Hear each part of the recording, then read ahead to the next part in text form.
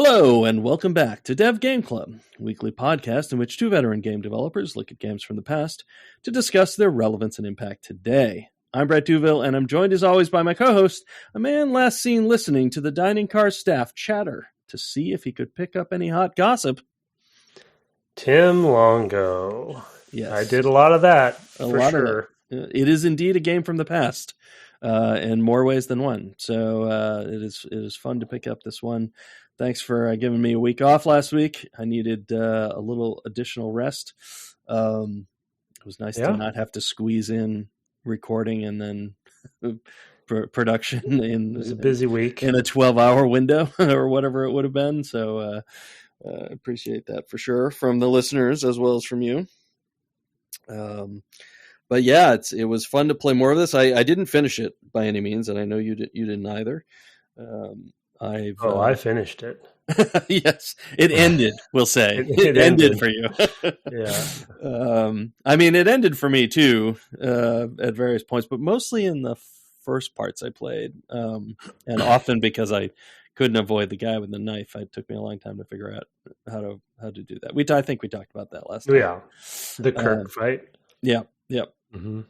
But yeah, we were. We were talking about the Last Express. We haven't said that. So. Oh yeah. Did you do the bug part yet? I was interested to know. Yes, I did do the bug part. Okay. That is weird. Yeah, it's funny.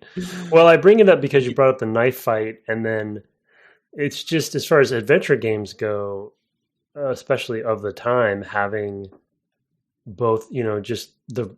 I guess I'll say variety. Like Myst definitely tried to do some interesting things here and there with, like audio puzzle, things like that. For sure. Mm-hmm. So they were definitely and clever. Also like the program, the page in the book.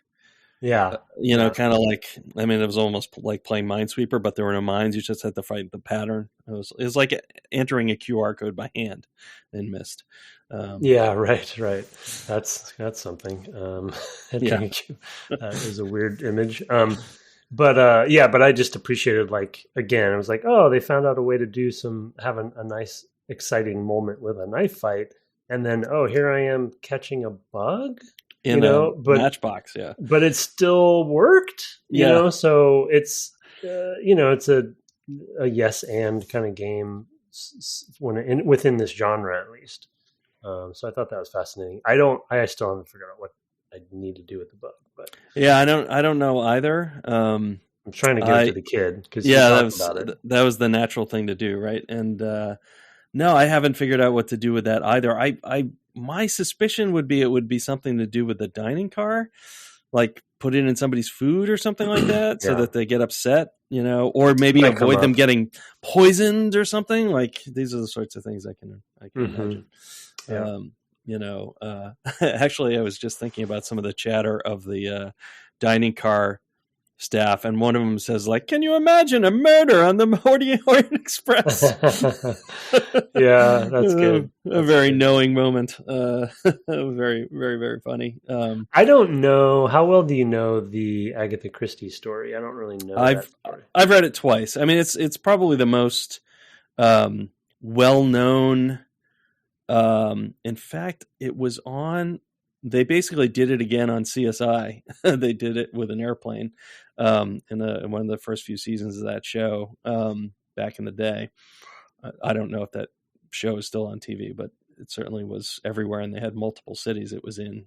But the Vegas one had basically a murder on the Orient Express episode in one of the first few seasons, because those are the only ones I watched. So it has stuck through time, and it's been adapted for film at least twice. There's a recent one with Branagh, and I think Peter Ustinov was in one as well in like the 70s. He did a few movies. He did Death on the Nile. Branagh did that too, and I think he did Orient Express. So I'm pretty familiar with the story. Is it during the same historical time period? Does it have anything to do with a war? Like, is there what or how different is this story seemingly from that story? This is very different. That is actually it's a very. I mean, do you want me to spoil Murder on the Orient Express for you? Do you care? No, I don't care. I will Okay. eventually. I just read, and then there was one, or then there were, And then there was one, yeah, which which is had appropriate title. I was gonna say, yeah, which had a bad original title. A couple. Yeah, a couple bad original titles. Yes, yeah, oof. Yeah, those books are something to read. You know, because I reread all of the Hercule Poirot books. I don't know, maybe 5 years ago, and As you do. well, I hadn't read them all originally. Like I just kind of got them as I found them in the library, and it wasn't easy to know what order to read things back then. You know, it's like, you know, so it was hard to just look up, like, tell me all the things.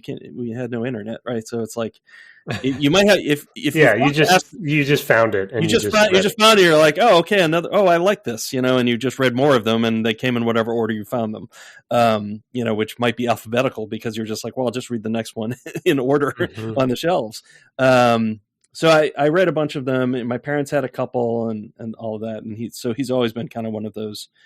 That and maybe Sherlock Holmes are the two like detectives I read growing up, you know, in like my you know late single digits and early teens, and then I was like, oh, I'd like to reread those and get them all, because I knew there were some that I hadn't that are famous stories. But yeah, so the murder on the Orient Express is actually a pretty personal murder. So this victim is found.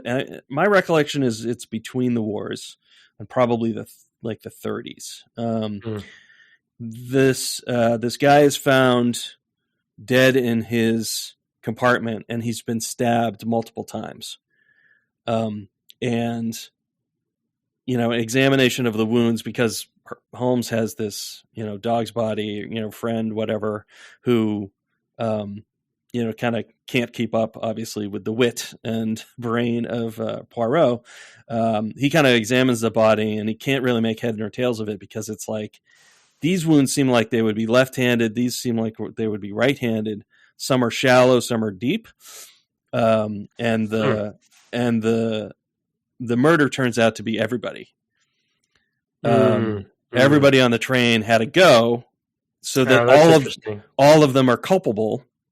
You know, in theory, none of, you know, in modern day, you'd actually be able to determine this was the killing blow, and you could maybe figure out who it was. And so in the end, it's like, well, they're all guilty, because any one of them might have killed him. Yeah, that's cool. And it's almost the antithesis of, and then there was one. Yeah. Oh, yeah. For sure. Way. It's like sort of like where it was nobody. You know. Yeah. Right. Yeah. Yeah. So it's that. Yeah. I mean, and then there was, and then actually, isn't it? And then there were none. And then there were none. Right. Yeah. There's been a few movie, you know, like horror movie adaptations of that one. You know, yeah. That's like. Yeah, that's almost Shakespeare at this point, where someone adapts it and does a spin on it. Yeah, that happens a lot now. Yeah. You're always on the lookout, like, who's the person who isn't really dead? You know, I feel like one of the Scream movies did that, I think, and you know. So exactly. Well, yeah, Scream, the original Scream's a great example of that, because of what ends up being the case. But yeah, and how they, that movie's really good for what it is. Yeah, but I was just curious as far as this, you know, like, obviously we know that was an inspiration for it, but I wasn't sure like how close it was, because it is literally on the same train, and you know, and et cetera, et cetera. So it is the same train, right? Yeah, it's the same train. Literal, and I wasn't sure if there was more than one or not. No, this is a famous. This was a train that, you know, because of the original Murder on the Orient Express was a train, I was like, man, it would be cool to go on the Orient Express. Yeah. You know, because it was still, you know, when we were children, it was still a thing, you know, as I mentioned last time. There's a romanticization of it. Yeah. Yeah. And certainly have been updated and all that. But but Well, it Wes always had Anderson. kind of the old world grandeur, of Yeah, of that line. So even though the yeah. trains were different. There's that Wes Anderson film too that romanticizes it quite a bit. It's not. I don't think it's the same train, of course, but that concept. That one's going through India, and I'm blanking Oh on yeah, the name of it, but that's one of his that I haven't actually seen, but yeah, it's good. Yeah, I don't think Darjeeling people. Limited, right? Yeah. Darjeeling Limited. Yeah, yeah. Which is my favorite tea. So Oh, I okay. should have remembered that. Anyway, Second Flush, Darjeeling. Now we're way off track. Yeah. My favorite tea is Snapple, so I don't. It's not quite the same. I Oh don't think. boy, that's not that's not tea, sir. But yeah, back to World War One. Yeah, right. Back to World War One. We did talk a lot about the historical context quite a bit last time. So I mean, there may not be too much to talk about, but we got a little bit further, and I got to a point where we were talking about in pre-show where the weapons were loaded onto the train. Spoiler, and I think Brett made the good point that we're not going to go into it in depth, but it's just an interesting, I guess I'll say abstraction of some pretty serious stuff. Yeah, and it's just a very fascinating topic that games don't hit very often, especially and not in this way, right? Where it's like not in this way. Yeah, the ways in which political violence and war, in this case, about to break out, right? 3 days later or whatever from the start of the game, 4 days later, and the way all of that touches individual lives, it's because we're always in there being the soldier, the grunt, the Marine, the Space Marine, whatever, the Far Cry guy, where we're in the thick of it, where, some super soldier or whatever. And this is, this is a bunch of characters and a story and how they relate to each other. Yeah. But all of whom are affected by this, and, the Serbs who are, feeling the pressure of, the Germans and, and the Russians, they're about to have their own problems, right? As the as basically the proto-Soviets, are overthrowing the czars, right? And so it's all, everything's kind of coming to head in world history at that time, which is just, it's kind of remarkable how it just touches every life, on this train in some way or other. I was saying beforehand that, it felt like we had left behind a world in which political violence as a means of protest was allowed, at least in our country. It seems like it's been a while since that's been a major, probably the last time you'd really say it was widespread was the 60s, right? Which was a pretty violent era. And after that, it's been more, we've kind of said, well, yeah, we're not going to do that anymore. And yet here we are. Not to go into it in any depth or to talk politically. It just reminds you how, since we are kind of feeling that, I don't know, tension or fear, anxiety, whatever, it really brings home this era, in a way for me, playing The Last Express of like, oh yeah, this is what it's like when you're in a loose confederation of related, cultures that are at odds with one another, in a pretty small connected landmass. So I don't know. And the personification of it in the form of a train is fascinating because you're just going from whatever it is, 6 or 7 cars, and there's such a variety of, like you said, different perspectives on the current state of the world or this region. And of course, in the story, they're going to have essentially representatives from each of those groups, and you're interacting with them kind of like scene by scene and walking up and down, and they're passing you and they have opinions about what's going on. And of course, there's some inciting incidences that happen throughout, to personify each of them. They like kind of each have, so far at least, they each have their moment, right? Where you're right. like, oh yeah, I'm really getting to know this person more, or whatever. But it's such the device of it. And then the other thing about the train is that I just had never, that's why I asked about the book, but I had never really done the research on the actual Orient Express. And seeing the map, I mean, the cities that it goes through are all legendary cities on their own, you know, and it ends in, it starts, where is it? It doesn't Paris. start it starts in Paris. Okay. I wasn't sure if that was like the second stop. And then it starts in Paris and then it goes, and then it ends in Constantinople. Yeah. I mean, it's such a, you're going from like old world to oldest world, right? Yeah, and as far as that area of the world goes, because I don't want to discount the world entirely. Culture. Yeah, exactly. And then you get these representatives from the cities as you're going, and then you wrap up the political aspect of the story. Yeah, it's really unexpected. The game is just, really, I'm blown away. It's remarkable in the amount of research that went into the historical period. It's not. It started raining when I was playing the other day, and I'm so thankful you told that story, because I was like shaking my head. I was just what the? It's raining. Oh man. Yeah, it's wild. Yeah, no, I mean, what I was going to say is it's not. At the same time, it would be easy to caricature all of this. Mm-hmm, mm-hmm. And there are definitely, I mean, some of the characters feel a little tropey. Kronos specifically, especially. I mean, there was definitely some stuff that feels a little, from a 2024 lens. But at the same time, nobody was really exploring the rich cultural melange that would have been on trains like this, or could have been on trains like this at the time. I mean, this is obviously, throwing in more into the mix at once than probably was on any individual train of the era.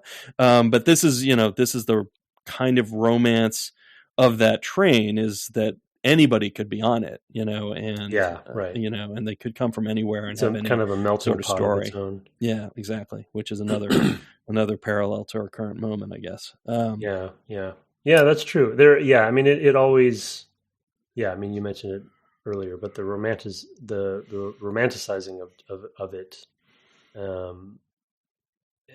just especially from somebody from America, or knowing vaguely about its concept, and not having read the book, or and I do believe the older movie I saw at some point, but it's just that sort of like the traveling abroad on a train like that, right? It just seems it's like a myth almost. Yeah. And then you're kind of on it in this game.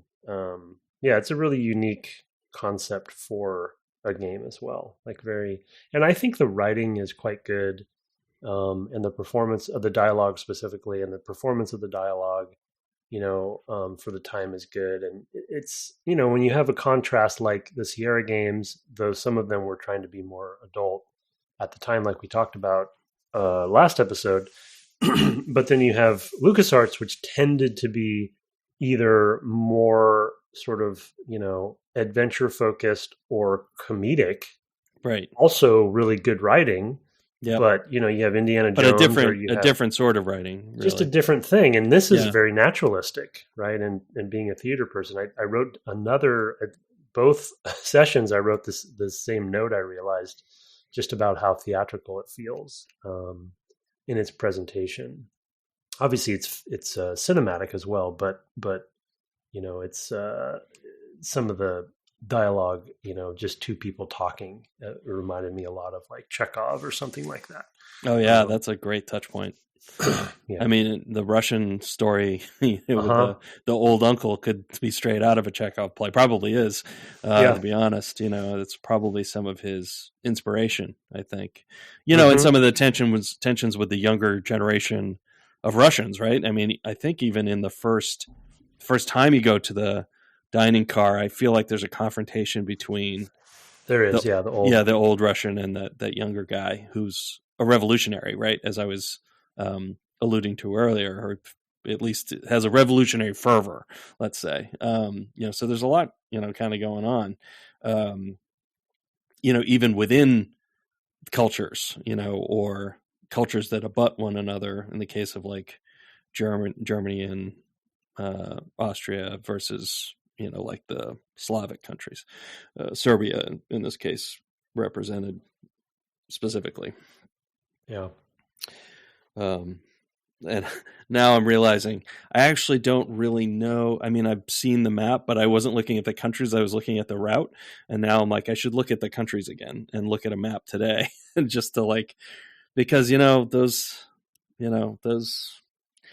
those cultural boundaries, like the lines get redrawn at times, and by whoever wins, and it just makes for new messes, 20, 30, 50 years later. I mean, witness, Bosnia in the 90s, right? So a lot of these cultural conflicts are still with us. Well, in that corridor, the corridor that it's on, I mean, I just landed in Vienna in the game, and thinking about Vienna's location kind of in the middle of a lot of different things, and then it goes down even further south, right? Like we said, and all the way to Constantinople. And it's just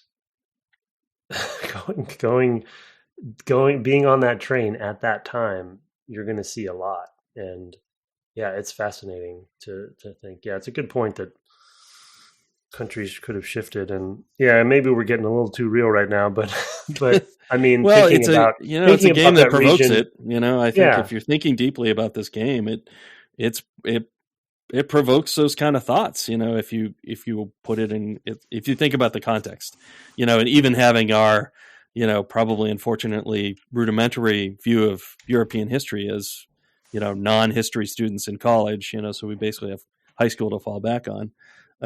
It's just whatever we've read since, right?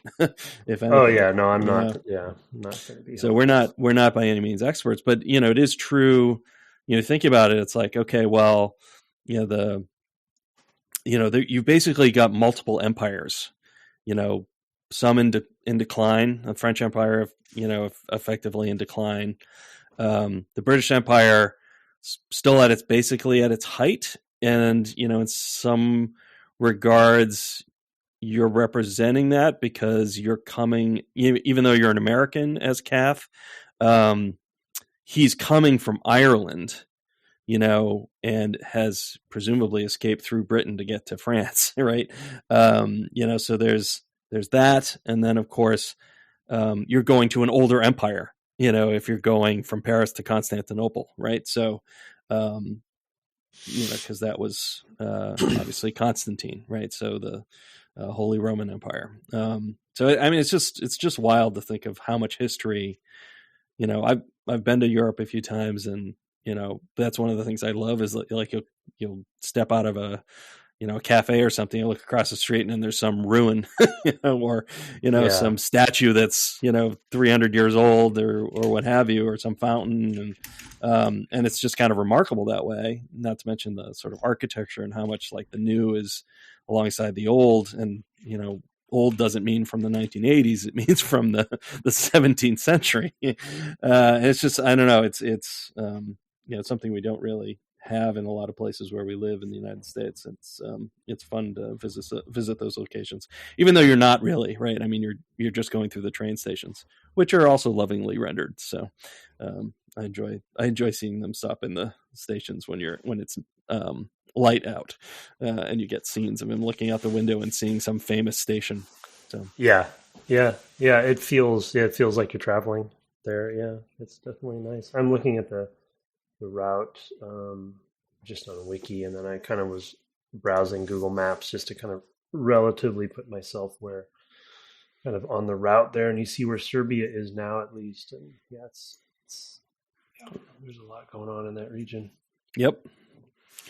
Yeah, that whole region was gonna change a lot, both at this time and then in the ensuing decades through World War II, and then into the 90s, as I mentioned. So and when the Soviet Union was breaking up and they were breaking away in Eastern Europe, they were changing again, and that's what led to some of the later conflicts too. So it's just like, just, it's humbling in a way of like, it just kind of never stops. Like there's, there are these old disputes and, and it's hard to find ways to live with those. The world's dealing with a lot of that right now. So anyway, not to get too deep or too political. Rotoscoping games. We were talking about. Right? How did we get here? Well, we should have gone the other direction and played karate. I could have been like, karate. Oh boy. Let's talk about. We'll talk about a couple things. I want to talk a little bit about how I've been playing. I haven't had a ton of time to play. But I did start playing in parallel. I started playing, I had mentioned last time that you have six slots. I wasn't using all of them. I started just like a second game, and I would play kind of what my natural playthrough felt like. But having played, the Deadline and the Witness from the text adventure days, I was like, oh, it's so nice to actually be able to just play alongside it. Go to another save and just like try different things, try to be in different places, only play like short, relatively short sections in my quote unquote canonical play, the blue egg, and then go to the red egg and be like, okay, well, what if I were in this other car? What if I got there really fast? What if I stayed behind? Finding that you could, I guess that was in the main playthrough, but like, you can get the passenger manifest if you're quick, and he's left it behind on the seat, and you can pick it up and they'll be there complaining about it. I think that was my main playthrough. I think that wasn't something I discovered, but there were other things I did discover, and so I think you could also hide in your bathroom instead of hanging out the window in Epinay when they board the train. I think it was Epinay is what it was called, but the first stop when they board, and just other things like that where I just would try different things, and try to hear more gossip or listen outside a train. I mean, out of compartment doors, try doors. There's a lot of doors where if you go to reach for the handle, the conductor at the end will say, "Oh no, that's not your that's not your berth. You're in the other car. You must be turned around." And you'll say, "Oh, I'm sorry, excuse me." Or if you'll knock on doors and there'll be somebody in them, and they'll say, and you'll just apologize. But it's like it's funny because it's an easy way to present two things at once. One is like you can sort of fill out your player map of where everybody is. If you're making a diagram for each car, like, oh, okay, this is these people, this is those people. Sometimes their doors are open. They're just in there, I don't know, smoking, or the kid's playing. I think Francois is his name, is playing, and his mother is just there kind of abiding him, I guess. The kid's a handful, or what have you. And then there's the Russian who has kind of a, I don't know what exactly. I mean, he sort of has a nightmare, or the old guy. Yeah, the old guy. I couldn't quite tell either. I feel like I thought he might have had like a heart attack or some sort of health issue. Yeah, it's. I mean, because you give him like a tea, right? A sedative or something. Yeah. But it could have been like, it could have been a night terror or something. I don't know. Yeah. But yeah, I mean, there's something that's dawning on me as you're talking, and I am doing a lot of like comparing it to other games that both influenced it, but were its contemporaries.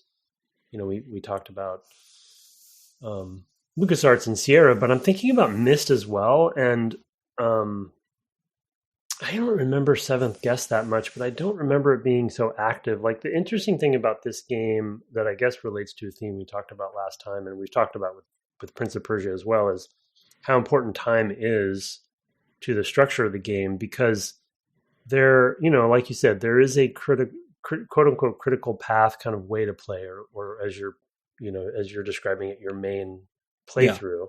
Yeah. But this, as an adventure game, this has so much more of a sense of like, it's a train, so it's moving, so time is going to move on, and people are coming and going. It feels like a very living place, a living adventure game, where if you're not in the dining car at a certain time, and there's actually a clock on the wall so you can kind of keep track, that you won't see that stuff. But like in a LucasArts game, it's always there, watertight, right? It's like the whole world is going to shift to another state once you do something, right? But in this game, it's just going to do what it's going to do, and you're going to go do it or you're not. And that's just a completely different way to build an adventure game, I would assume, Oh, absolutely. It's living. Yeah.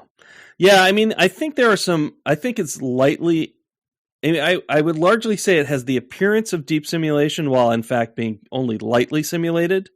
Almost everything is a script. There is some interplay, and you can actually see this if you play some scenes where you don't interact with something, you just let it play out, versus if you do interact with it, and how it sort of adjusts that person's attitude towards you. I kind of mentioned this last time as having read about the implementation and how it's a bunch of state machines, and you're basically like, you start, if you like are seeing a lot of it from a lot of different angles at once, as I've been kind of playing it, you can start to see like, oh, I see, this is one of my opportunities to adjust a state machine, and it's one of the reasons why in promoting Firewatch, those folks were like, don't play it again, or actually the better example is The Walking Dead.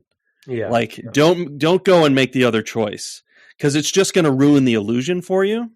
For me, it's like, I actually really want to see, as a developer, I really want to see how this thing is achieved. So I am deliberately kind of going and messing with it in that way, more like a toy than a game, because I'm really curious about my impact on it, how much I'm along for the ride, as it were, and how much of events I can actually shape, and change because of knowledge I gain, by effectively being in multiple places at once, right? I can like figure out what's going on and then have the opportunity. What I haven't really been able to tell is if, and this may come into play more as events come to a head, one presumes, is how much like it's keeping track of whether I overheard a thing, So if it's like, if it's keeping track of that, it's fair game that something, like, because in my main playthrough, I might have missed some scene that allows me to do something, and I haven't noticed it, but it's possible that it's there and I just didn't notice it because I was focused on other things. So I'm really curious about that stuff, in terms of, how the clockwork works, because it's a very complicated clockwork. Yeah. And I know that, like, it's not, like you said, it's the illusion of simulation. And ultimately, I know there's certain things, like there's a whole sequence with the dog that I really loved that I probably haven't seen yet. That is, is fairly linear, or at least cause and effect is very traditional or triggered in a specific way, right? You do this and then this happens, you do this happens, so you can go and do that. But still, there's that illusion is still there most of the time, especially when it seems like, and then there's another thing that happens later that I guess I won't necessarily spoil, where this event happens at a specific time and they tell you, and then they invite you, and while it's happening in real time, essentially. And then if you don't do a thing by a certain time, then it, you basically fail. I guess it's just, I'm reiterating the point about how they chose to make that an element that time's such an integral part of things. And then obviously, like we've said ad nauseum, chose to put it on a train versus Myst, which is, it's a very like everything's in its state. It's just a static, things move around and stuff, but it's like it would stay in its state whether you were there or not. Right, exactly. And then you start changing it. Like so many games, right? I mean, yeah, right, right. Having worked on the like Skyrims of the world, it's like, well, yeah, the player is everything. Things don't really happen without the player there. There's, big story things more, things are still happening. Literally the AI is running a million different things all the time. There are still things that are going on simulationally in various places. But they don't actually, like, major story beats aren't going to, pass or fail just, based on what you do. You're going to go and advance that storyline, if you choose to. Otherwise it's just going to sit there waiting for you if you ever want to. Right. Which is a very different sort of play. As we've been talking, the whole fact that this is on a train, and not to mention Jake Gyllenhaal's involvement with Prince of Persia, the film, reminds me of Source Code. Oh, I don't think I've seen that. I think it is Ryan Johnson or what's his name? David Bowie's son. I don't think it was Ryan Johnson. I would probably. No, I think it was Man-Made Moon. There. What's his name? I'm going to look that up now because now it's going to drive me crazy. David Bowie's son directed Moon. Duncan Jones. Oh, I did not know that was his son. Yeah, that's David Bowie's son. Yeah, so he also made this movie Source Code, which is set on a train, in which he's trying to find a bomb on the train, and anytime he dies, it's like Edge of Tomorrow, or is that what it's called? Live, Die, Repeat. Where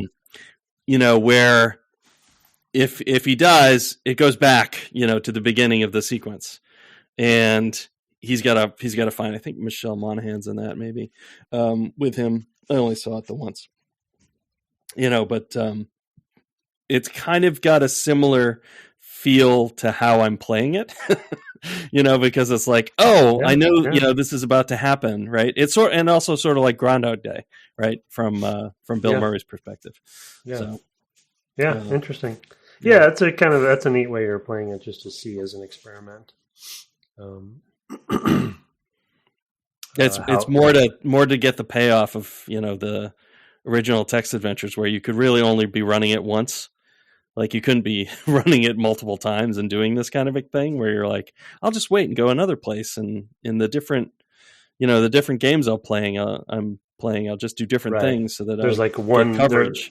Eventually there'll just be one playthrough. Because you'll finish it. Yeah. And the other thing maybe is Deathloop, I guess, where you're.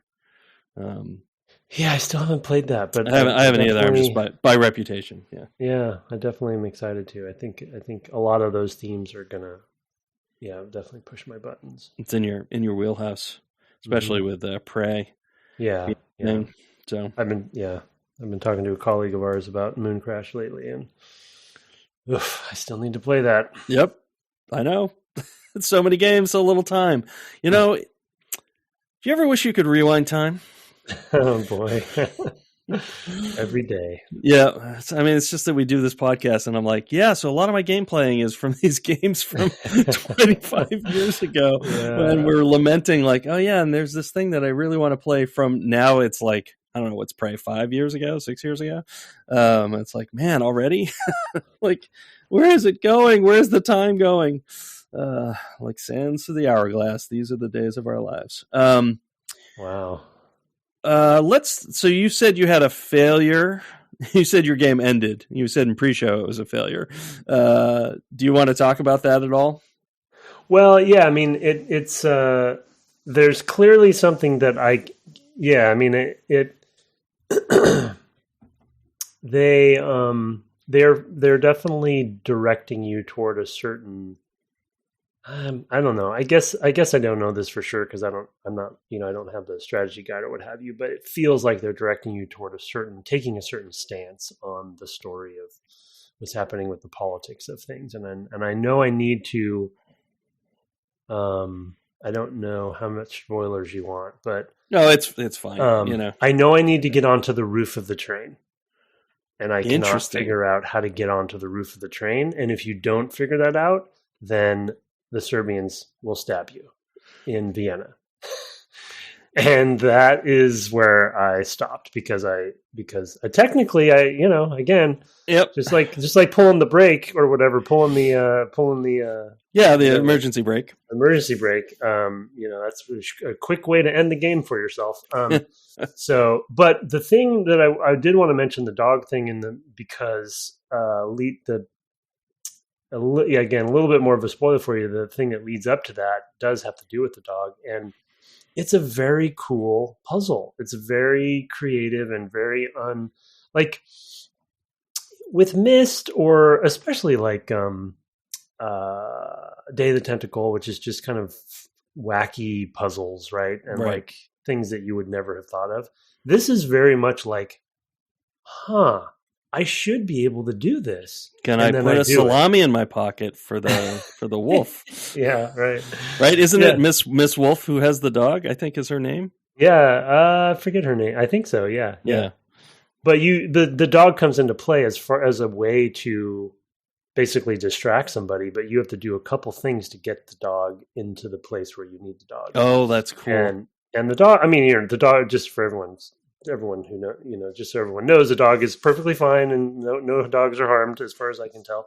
But anyway, by the way, rotoscope dog, that's a thing that we need to do more of in life. Oh yeah. It's amazing because you watch this dog walking down the hallway just like the people. Yeah. And it's a rotoscope dog. It's like just running down, it's just incredible. That's a thing of beauty.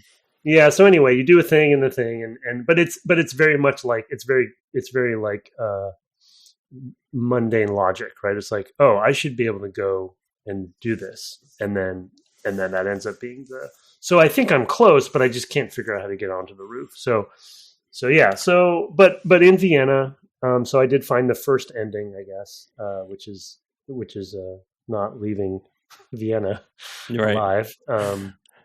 But I got to Vienna, so but small victories. Small victories. Vienna waits for you, Tim. Yeah. Okay. But yeah, I don't know. It's a fascinating game for sure. Yeah, it really is. Well, let's turn to takeaways then. With that, with Tim, a death in Vienna. No, that's Venice. With Tim dead in Vienna. Actually, one other thing I wanted to mention is, it's appropriate, I think, that he align himself with the Serbian, I guess you'd say, rebels, or freedom fighters, because he was previously aligned with the Irish. Yeah, right. So it's like a character, appropriate choice. Mm-hmm. It feels like, I haven't gotten enough of that yet to fully feel like that's the case, because I'm like, because of my kaleidoscopic view, it's a little schizophrenic at the same time. Mm-hmm. But that's my sense of it, just kind of hearing you talk about it. Yeah, he's pretty I feel like some of his responses to people are pretty consistent. Like you can kind of, I'm sure it becomes clearer and clearer over time, but so far I feel like I think his character is fairly consistent, as far as his stance, and he's definitely the roguish type, but right, yeah. But he definitely leans toward, the altruistic rogue. Yeah. Yeah, that's cool. All right, well, let's turn to takeaways. This is one of those weird, we're doing multiple games and kind of picking and choosing whatever takeaways we want. I have some that I think are pretty fundamental and we've talked about. So, like usual, they don't feel like they'll be surprising in some ways, but we should go through them anyway, and we'll just kind of like reinforce one another if it turns out we say the same one. So, as usual, as is customary here, you, sir. You say so. Yep. Yeah, so I mean, I talked about this one off and on. I think it's probably one you have, or that just what you were alluding to. I couldn't think of a concise way to say it though. So, Okay. but it basically one big takeaway, which we've talked about in many of the games we played, because it is obviously game design and game development is so much about making choices, Yeah. and sticking to those choices for whatever the reason is. But the decision to use something that I would maybe wrongly describe, but I'm going to describe this way now anyway, that making the decision to embrace something that has so much to do with aesthetics, Mm-hmm. like rotoscoping, and basically filming somebody to get the animation data through that process. And you mentioned, especially in both Prince of Persia and Another World's case, there were probably efficiency elements to that too for the process, right? Because it was allowed them to animate and not be an animator or whatever. Right. But right. So there's reasons to do it, but solve the production problem. Yeah. Solve the production problem. Yeah, problem solving is what I put in the note. But I also want to. I'm choosing to also focus on the aesthetics of it too, and making large decisions about the aesthetics of how you're going to present something so often can have an enormous impact on gameplay, Mm-hmm. and feel and Right. tuning and balancing, and because once you've chosen to do rotoscoped animation, to some degree you're committed to this kind of game. Yeah. And everything's going to trickle from that, especially for the two side scrollers. And I'm not saying that's a bad thing. It's just these games are such a distilled version of that concept of like, okay, we're going to do this. We're going to make a game. I guess you could kind of say motion capture is a similar thing if you really like lean into motion capture and you don't modify it. Right. We have a lot better capacity to blend those these days. However, right. So it's like you actually have tools. We have tools and memory. I mean, fundamentally, is like the memory to have 6 different running animations blending and interpolating based on whatever player input or something like that. Very common actually in sports games where a lot of this stuff got pioneered to make the players more realistic, because they can turn out to such, like a receiver can turn out to different points to make the catch, and the turn you make looks different and reads different if you're turning to go kind of downfield 10 yards and then kind of out 5 yards versus out 15 or 25. Like, those are big differences in what your run pattern looks like, and you can mathematically draw the curve you'd want to take, but the animation won't look right because the feet won't plant, it won't look, they won't lean the right way, etc. So I'm just kind of going into all this for listeners' benefits of like, okay, so what you do is you take all of those, you take mocap of a wide receiver doing all of those things, and then you blend between them so that you can do any of them, any distance that you turn out. For your that's a good point. I mean, then I think the other light filter I'll put on this then is that at this point, especially like you said, due to memory and due to tools or lack of tools at the development time too. Development time, that it gives you a very interesting constraint to what kinds of gameplay you're going to be able to, deploy, because you are, this jump animation is this jump animation, right? And your goal aesthetically, you go this far, is to make it look really cool. The goal, that is an important goal. And so once you make that choice, versus again the extreme that we talked about during at least the first two, are probably mostly pop. The extreme opposite being Mario, where it's like he jumps in midair and does whatever and nobody cares, right? Yep. It's like goes turns back and forth in the air, and and he kicks his feet out, and it doesn't look smooth or cool. It's cute and very fun, and also very readable, right? Because he's it's you don't, because you have all that control, you kind of don't have to learn exactly how. I mean, advanced play does, but when you're just starting out, all you have to really know is I can jump and I can kind of land where I want up to this distance, or something like that. So yeah, for sure. Yeah, I mean, I think I basically have this one as two separate takeaways that I kind of split out because I thought about not even to think of them as pros and cons, but just things that came along with it, and so, I think the one we're kind of mostly talking about, or I've been mostly talking about, this is the sort of interplay of animation and player control, that was something you really pointed out. And it's such a huge difference in how it makes the game feel and play and what the player is thinking about, as they're playing the game. So that's a key insight about how these sorts of big decisions are something you then have to bear in mind constantly. And you have to design to make the whole thing work. You have to make all your other decisions with that in mind.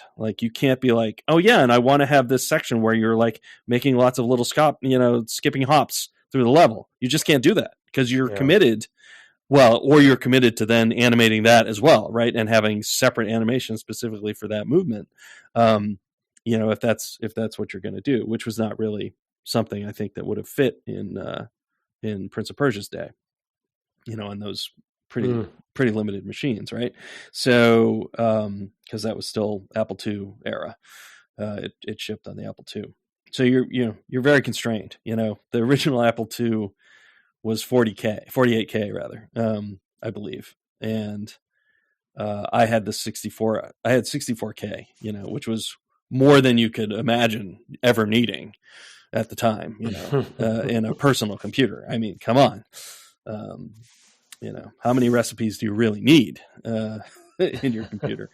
So it's these are very limited machines. And so to add more, you're basically saying I can't do that. So I have to find ways to use what I have to make interesting, so it adds a really great constraint, and it adds it's too strong to call it a burden rather. But it's on the player to learn that and to kind of incorporate it into sort of their worldview while they're playing the game. It's like, oh, I'm this guy, and these are the things I can do. This is how far I jump. This is how far I can get up off the ground. I can step a little bit. I have this little slow movement. Those are my verbs. And I don't have a lot of control other than executing them, in the order that I execute them. So it's almost board game like. Mm-hmm. Yeah. So yeah, I'll talk about the flip side of that as a separate issue. So takeaway 2 for you. The takeaway 2 for me is a little bit weird. It's about looking outside of but outside of the game space to create unexpected magic within the game space. And what I mean by that, similar, I guess I would say, to maybe, obviously none of us are in the animation world, and definitely not 2D cell shaded animation, but when somebody had the idea of rotoscoping in film, it was like, what if we filmed and then we animated over it or what have you, right? And there's some, definitely famous, we mentioned the Lord of the Rings and Hobbit movies back in the day or what have you, Fire and Ice. And then, similarly, it's like, okay, well, you can rotoscope in film to do animation. What if you did that in games? And I feel like sometimes we don't talk enough about how something outside, from another medium like film or animation, wound up inside games. Because it's like, why couldn't you rotoscope in a game? What does that mean? Why would we do it? What advantages, disadvantages does it give? What efficiencies does it give? And that came, that concept. I think more of the history behind it and their expertise in both cases, and Chahis and Metchners and etc. So maybe they have a background in animation I didn't know about or something, and it was very logical for them to use rotoscoping. But there's still I just love when other mediums bleed into games and change games in some interesting way, Yeah. and unexpected kind of magical way. Yeah, for sure. I mean, I'm a huge film buff, as you know, and I love watching a movie and looking at something and thinking, "Dang, why didn't we come up with that?" Yeah. In games, I like because we have all the flexibility in the world, and did kind of in advance of film have the capability to do a lot of inventive things with obviously camera placement, right? But also just like different presentational things, like where you put the text, like the scene we were talking about Prey earlier. The scene where you're flying through the sky in that helicopter, and like the credits are kind of in and around the buildings or whatever. Super cool. And like, yeah, that's pretty cool. Like those are the sorts of things we should be doing, to push the medium forward. And obviously not just in that, not just with credit sequences or whatever. I remember them doing something similar in one of the later Splinter Cell games, where I was like, yeah, they put your objectives on the world. Yeah. Yeah. Yeah. I'm like, yeah, why? Good. Yes, please. Let's do these things. It's things that we can do in games that maybe don't make any sense anywhere else, but also just like to occasionally be creative enough to incorporate things like that really work. I think a lot about, and games like these are really good for them, but just like blocking, and we try to do a lot of that for readability reasons, but there's also artistic reasons to do it, and I feel like we do it a lot of the time for usability and design reasons, and I think sometimes there's good artistic reasons to do these things as well. My takeaway too, which is the flip side of the other one, was one of the real pros, I think, and I think this is a definite pro versus con type thing, is like there's a huge value of the realism. I mean, you were kind of describing Mario as just non-realistic, and nobody cares. Like, I mean, you can certainly go that way if that's your goal. But there is a real value to me in how immersive these few games have been, especially at their time, in a different way that we normally discuss immersion, kind of in the modern day. But at the time, playing third person, well, and a little first person in Last Express, but in certainly the first two games, these third person characters, and still really closely identifying with the characters because they were so realistic, because they were rotoscoped, because they were taken from actual human models doing things, is really compelling, and kind of showed a way forward, and with Karateka before it, of like, you can envision a future where these things are very realistic, and that really has a compelling. It makes it grounded, and makes the stories shine through, I think, a lot better than they do in things that are more abstract and more controllable, right? I mean, I think it's a good choice to make Mario's universe kind of make no sense, like mushrooms and stars and flowers and Goombas and turtles and whatever. It's like, okay, whatever, grab bag of elements that read clearly on the screen, had good color palettes and what have you, like bright and colorful, and kind of like, I can't believe they made a movie of that last year and it made that much money. But then to look at these games and be like, because their characters moved like we actually move, in a heroic way, admittedly, really tied me to some of the adventure films and stuff, of my youth, or, like a Raiders, but also like, the Harryhausen types of things, which were sometimes, which were sometimes similar, thematically similar, like Sinbad, 7 Voyages of Sinbad or something. But anyway, I do think that like it was a real step forward to do this, and because of this, and it opened new avenues of especially storytelling and groundedness in games. Yeah, and it's interesting. I know there's probably smoke and mirrors happening, of course. But like, there's got to be some element of, I don't want to say physics or like mass, the groundedness of, especially in Prince of Persia, when he jumps across, an opening and grabs the ledge, Mm-hmm. or just the jump. I think they're just the very infamous, legendary, I'd say, jump animation in this Mm-hmm. game, right? When the long jump. Yeah. His brother had to do that jump. Yeah. Somebody had to. They had to film it. Yep. So, and there's probably some tuning and some minor tweaks and stuff, of course. But yeah, you can make him jump a little further. But I mean, you can imagine going and seeing a ballet and seeing, those extremely powerful, people. Yeah. I mean, their legs are so strong, ballerinas, to make leaps like that. That they're that long, that far, and their legs actually spread like that. Yeah, and it's just that. I guess my point is like the real physics had to come into play for it to be filmed. Absolutely. And so because of that, it feels different than. And I guess my point is like coming up through games through the 90s as late 90s as a developer, and working alongside animators and partnering with animators who are not maybe using motion capture or definitely not doing rotoscoping.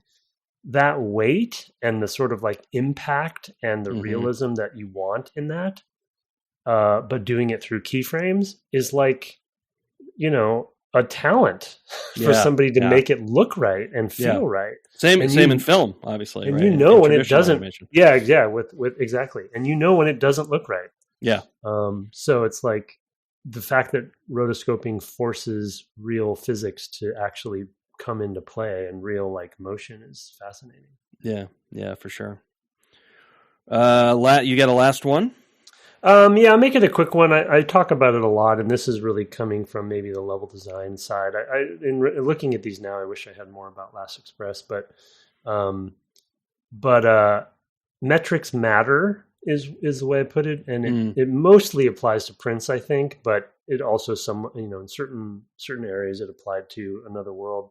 But of course, metrics matter. But when you have such discrete actions like this that the constraints are coming from the rotoscoping itself, like the length of a jump, the way it's such a good constraint for level design and metrics, because it's like most of the time you have a good sense of what jumps you can make and what you can't make and why that is this way, and it gives you a level design language that and metrics that are going to be dictated by the rotoscoping. And so it's really interesting to have, versus if you're doing something like Mario or something more abstract, you have to teach the player the metrics because they're not using any sort of grounded, sense of distance or something, right? Because Mario technically, like Mario can get some abilities where he can totally change his physics, like a cape or a Tanuki suit or something. So it's just interesting how the context totally shifts for metrics in a case like this. Yeah, for me, the final takeaway I have is just that I feel like the choices here made for a depth and variety of story and storytelling that was kind of unequaled, in their respective times. Very cinematic with Another World in this sort of science fiction fantasy kind. I mean, definitely science fiction because he's teleported or whatever. But there's also kind of a fantastic element. It's aliens, I guess. So science fiction is probably the most appropriate. Versus the Arabian epic, of Prince of Persia, and then of course, like as we've delved into it on 2 episodes now about. The Last Express, like literally delving into the forces of history on the eve of war, from a century ago. I mean, not quite that far back when it came out, obviously, but it's these are the sorts of things that most many games of the era of a Prince of Persia were very arcadey, and which made sense. We were kind of coming out of an arcade era, or maybe in the maybe not the last hurrah, but maybe the last hurrah of sort of the first wave of it, at that time, and then of course, you, as we pointed out, like you don't find these kinds of stories in adventure games from the other big adventure games makers at the time. They're more, in Sierra's case, they're more lurid, with the horror, but also like the police, whatever that thing was called. Police Quest. Yeah, Police Quest. Versus, the LucasArts, which kind of leaned even further into the cartoony, even though, I think obviously Grim Fandango coming out a year after this is a huge achievement in setting and tone and story scope, narrative scope. Still there's something about this that is, plays well to the strengths of how realistic. I mean, you can't have Curse of Monkey Island style graphics and tell this story. It just doesn't work. It's like it just doesn't make any sense. And so this, these choices afford different experiences. And that's awesome. Just like like last year with our little text, miniseries. It was also like, there's a real, you really can get a huge variety of different sorts of experiences from a certain type of technology. And this one tends to lend itself to, I think text is more flexible, certainly. But this one tends to lend itself to different types of stories than you typically see because of the, aesthetic result, I guess, as you'd say. So, yeah. So there we are. There's our takeaways.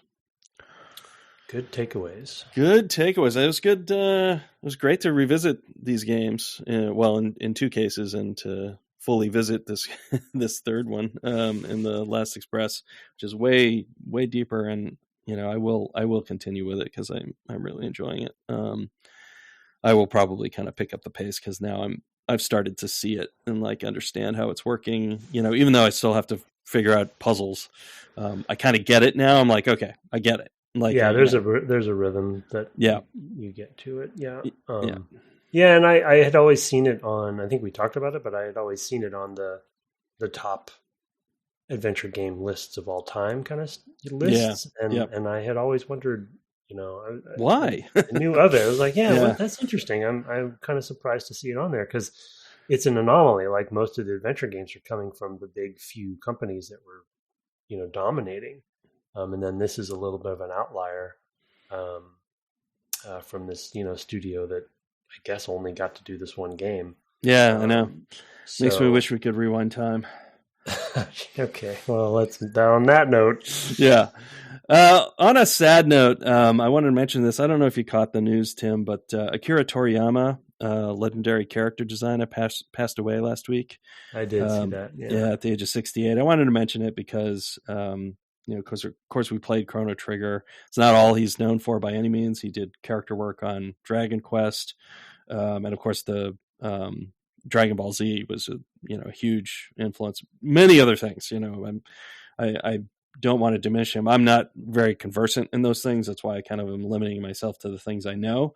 But a huge impact on sort of the gaming world through those franchises I already know, and other things as well that I don't know as well. But I did want to mention it because it's it's one of those things we play. We're kind of getting to that that time in. He was still young. And in his late 60s, I believe he was 68, maybe 66. I can't remember exactly, but we are getting to that point where we're going to be, unfortunately, losing some giants over the next couple of decades, and that's going to be rough. But that one I saw this past week and was like, oh man, like this. Just, it's just sad. Especially being that young. So I will remember that those character designs fondly from Chrono Trigger for sure. I can still remember you being so excited about Glenn, and it's just, I don't know. Oh, it's the best. Some real joy. Yeah. So thank you, Toriyama-san. I guess we're going to do a review. You have a review, and I have an email. Mine's quite long, but the review at least is short, so I think we can do them both. Okay. Yeah, we have a review. Thanks. Thanks for sending in the review. We do appreciate those, and haven't gotten one in a while, but we do try to read all of them that are submitted. Title: One of the Best. from Ashman86. Hello, Ashman. Thank you. DGC, if that is your real name. If that is your real name, yeah. I think the 86 must be real, but I don't know about the rest. Everything else. DGC is an underrated gem. Aw. If the only thing the show had to offer was two veteran game designers talking about classic games and what makes them impactful, it would be worth subscribing. But that's not all. The guests they get on the show are all incredible too, including some super high profile folks in the industry. If you've ever wanted to be a fly on the wall while talented game developers talk shop with one another, this is the podcast for you. Thank you, Ashman. That's very kind. You. That's very kind. I'm happy we're still figuring out how to make games ourselves, but yeah, so it's nice a lifelong process for sure. Well, the games keep changing out from under us. The other thing I wanted to say in connection with that is, keep your ears peeled for next week. Might have a little something for you in that vein. Tease. A little tease. Nice. I won't be more specific than that, but yeah, make sure you turn on your catchers next week. Yeah, that's a great conversation. All right, here's one with a rather long-winded subject and a long-winded email. It is from, I always like to check to make sure that they signed it. M. Gameplay mechanic, not M period, like, the Secret Service or, the Fritz Lang movie, EM. Gameplay mechanics that allow a player to tune their level of engagement with systems and mechanics. Howdy, folks. This is in reference to Final Fantasy VI. Final Fantasy VI, which, of course, Tim is now streaming, so it's back up for grabs. I will say, actually, before I read it, this was an email that had come in when we were playing this on the cast, but there was a long period of time where I just wouldn't check the spam filter because, for one thing, the spam filter constantly fills up with garbage. I'm assuming Squarespace is on that one, so thanks for that. So, I just wasn't checking. And then one day I did check. I was like, there was an email in the first 50 or whatever. And I was like, oh no, I've been maybe missing some. So I try to keep on top of that these days. But anyway, I digress. That's kind of why we're reading it. Like, I feel bad. Final Fantasy VI is one of those games that I thought I knew inside and out. But it wasn't until your series that I really thought about it critically. Specifically, the duality of the optional characters Gogo and Umaro, and how they present players an option to either disengage from the game systems or dive in deeper. To recap, the bulk of the gameplay is the moment-to-moment decisions you make in battle, with all the party members fitting a specific template with similar commands. Fight, magic, item, suplex. No, I threw that one in. The functional differences between them being their weapon type of choice, stats, magic you're able to teach them, and the big difference being their unique ability. The game is easy enough that unless you decide to complete the final dungeon with the minimum required party, you can get by with any combination without grinding. So for the most part, they're interchangeable. And I usually pick them based on how much I like their unique command. That all changes when you recruit the World of Ruin exclusive characters at roughly the 3/4 mark. By this point, the player has been through a few hundred battles, each requiring 5 to 20 commands inputs. So it's fair to say some might be feeling a bit of fatigue. Enter Umaro, a character that cannot be directly controlled. He will automatically pick an attack from his move pool, which is based on his equipped relics. But the important thing here is that it gives players a way to opt out of the gameplay, even for a little bit, to provide that little push that could help them see the story through to the end. Gogo offers the opposite proposition. Gogo's only command is their unique mimic, which replays the previous action of another character, giving you a second shot of your favorite ability if timed right.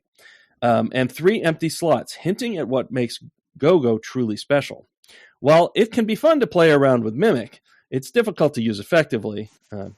A side note here, can confirm. I definitely remember trying with Gogo and being like, not for me. It's so timing based. Most players sideline Gogo for a fully featured character. However, what makes Gogo special is the ability to fill in the empty command slots with any commands currently available to at least one of your recruited party members. When given the magic command, Gogo has access to all spells known to the other 3 party members. Gogo can also augment the special commands by equipping the relics otherwise locked to a command's owner to, say, swap steel for mug. In a game where your party composition is largely based on their special commands, Gogo is a must-have, as they relax the limits imposed by the small party size. With those extra 3 command slots, you could either double up each of the commands already present in the party, or choose 3 different commands, making a total of 6 available in a single party. Gogo's mediocre stats makes them a jack of all trades, yet master of none, but that doesn't really matter given the game's difficulty. I don't think this is a widely known feature, as it's hidden behind the otherwise useless status screen. It's notable enough to have been mentioned during your series if either of you found out about it, as it's yet another case of one of those bespoke feature sequences. Given the widespread love this game has, I figured at least one of the other listeners would write in about it. And again, they may have. Could have been in the spam. Who knows? Question: are there any examples you can think of where developers consciously give players the explicit game mechanics to tune out various systems in the late game, or provide some unlockable expert feature that puts even more control in the player's hands? Auto battle options technically fit this bill, but they're more a convenience or accessibility feature. And then there's some example stuff, so I'm just going to kind of pass over that because we're already quite long on the email.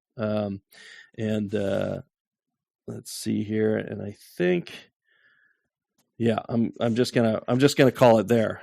So thank you for several years of insightful discussion. Thank you for still reading this. Cheers, M. So there was some stuff about a different game, so I'm setting that aside. So your thoughts, sir? I have something along the lines of an example that they gave, but I figured I'd throw to you first. Yeah, I mean, even though you gave me a heads up in pre-show, and then I got lost in our conversation, I know that they're out there, and I know I should have an example, because I typically love it when games do this, but I cannot for the life of me think of them. Okay. So yeah, I had a hard time. It's one of those kind of vague things where you're like, yeah, let me think of all the games I've played, right? yeah. But as far as like this specific, it's a very specific question, and very, not that many games do that kind of stuff. But I just have a feeling that, that there's some game that I loved that did something like this I feel like Breath of the Wild plays with this a little bit in times, based on late game when you've gotten some. You get all the big, whatever those things are called. You get their 4 abilities. Those kind of those, but also just like the suits. If you've upgraded your suits, your armor all the way, and you're using amiibos, and there's a lot of different things that impact that game, late game, that make it.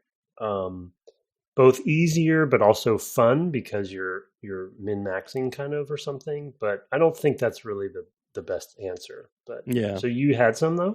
Well, there was an example that this emailer wrote in, which was like, well, sort of like late game weapons can be so much better than other weapons that they kind of are game breaking in that way, and you can sort of choose to use them or not. So I was thinking of a game in which I think this was possible. I thought it was to the game's detriment, in my opinion, although I could see how some players might have enjoyed it. It didn't land with me.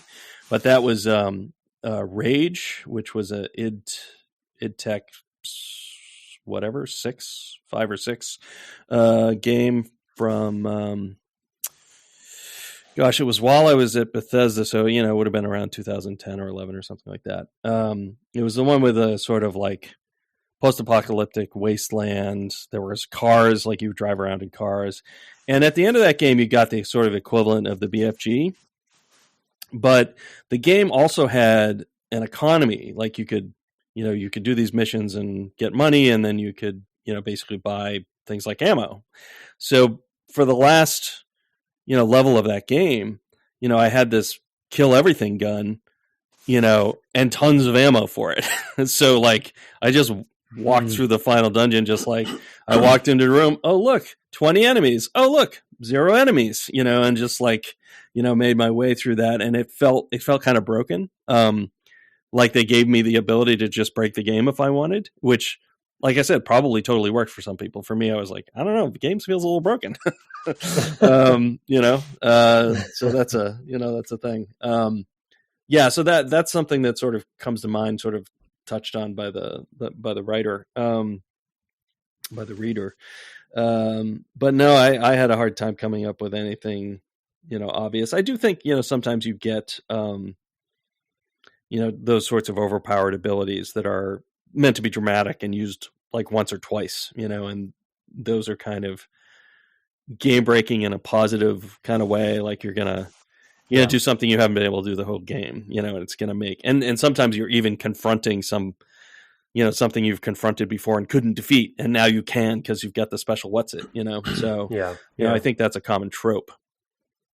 I think it's a testament to Final Fantasy VI, though. Obviously it's top of mind because I'm playing it, but it's come up a few times. Like I got Gao recently. Gao, I think is how you pronounce his name. Oh, Gau, yeah. And so we had a bit of a That's like the lizard, right? No, that's the boy, the little does he have like a skull helmet or something? He might have a hat on that has a skull or something in his portrait. Trying to remember the portrait. Yeah, all the portraits and the character select screens are so good for these characters in this game. But I just, it is such the apex. It feels like, not having played 1 through 5 or whatever numbers those all correspond to, I don't know. Apparently, this is the 6th one, but in America, it's anyway. But 6 is just, they just experimented and did so many different things. Like it's crazy to me that he's the one that where you go, and if you go and grind in the wilderness area down south, that he'll get the ability of they have a whole area of the map just for him, basically. So you can grind and get all the abilities. And I kind of accidentally have a lot for him now, and I'm in there just like, what does this do? What does this do? But then then there's the painter, the little girl who's a painter, and then there's these two that you just mentioned, and I don't know. It just seems like they got to the point of, the end of the 16-bit era, and they just did whatever they wanted because they could, And it's at a scale that, that you just wouldn't be able to or get away with it these days. With the modern game where there's it's so much more expensive to make a character. Yeah. Now I know I've heard that Rebirth is quite good and people are happy with it, but it's probably pretty generally traditional. I don't know. I think it's hard. It's telling that it's hard for us to think of something. No, it's true. It's to the game's credit for sure. Well, thanks for writing in. I'm sorry about and thanks also for the review 86. I'm